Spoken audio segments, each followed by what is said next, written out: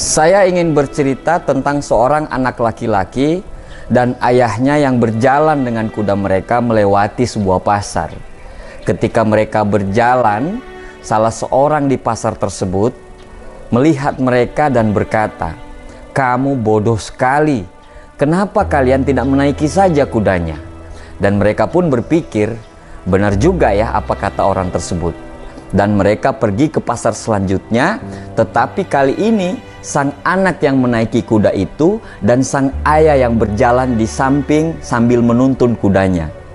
Di pasar selanjutnya ada lagi orang lain yang berkata dan berteriak, "Kamu sangat tidak punya perasaan, anak muda.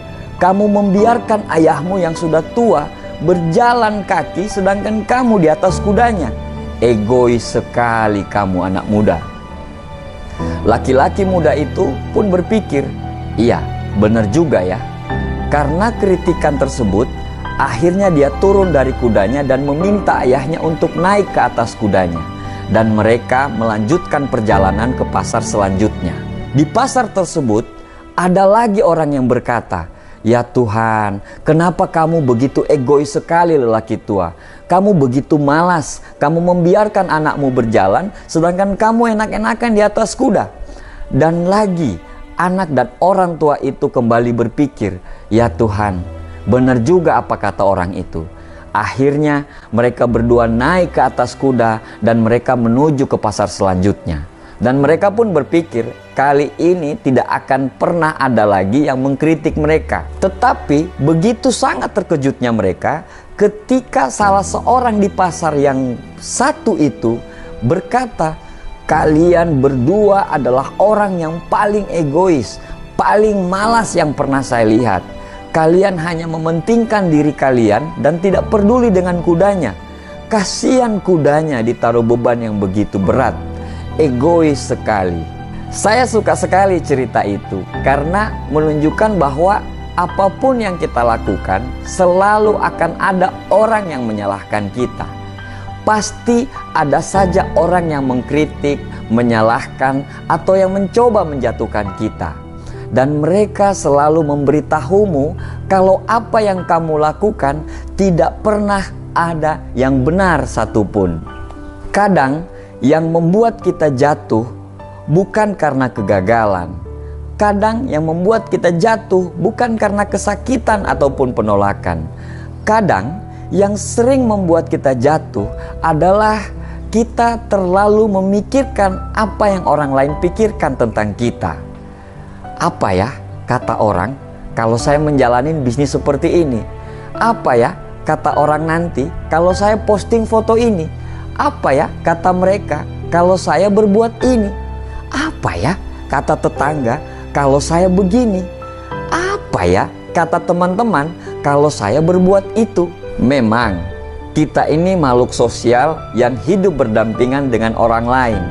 Tetapi kita diciptakan dengan akal dan pikiran yang bisa membedakan mana komentar yang menjatuhkan dan mana komentar yang membangun. Aristoteles berkata, ada 3 cara untuk menghentikan kritik.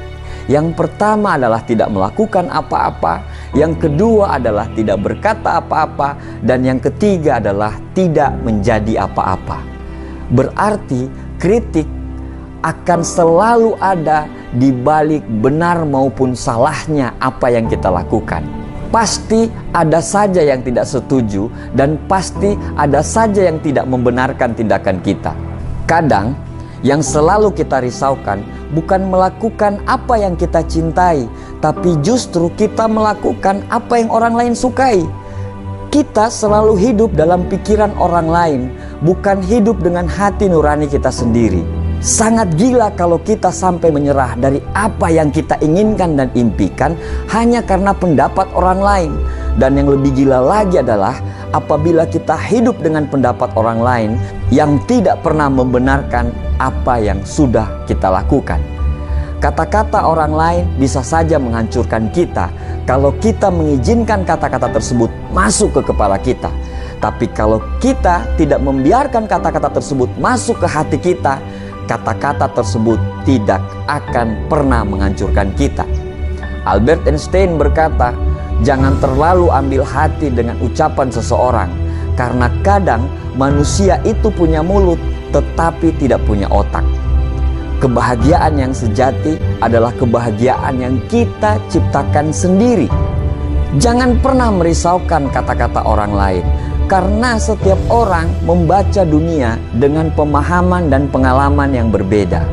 Teruslah melangkah selama kamu memilih jalan yang baik, dan yakinkan satu hal, bahwa kebaikan yang kamu lakukan itu tidak senantiasa akan dihargai. Jangan menjelaskan tentang dirimu kepada siapapun, karena yang menyukaimu tidak akan pernah peduli dengan hal itu, dan yang membencimu tidak akan pernah percaya dengan yang kamu lakukan. Jangan dengarkan orang lain dan teruslah melangkah. Terima kasih.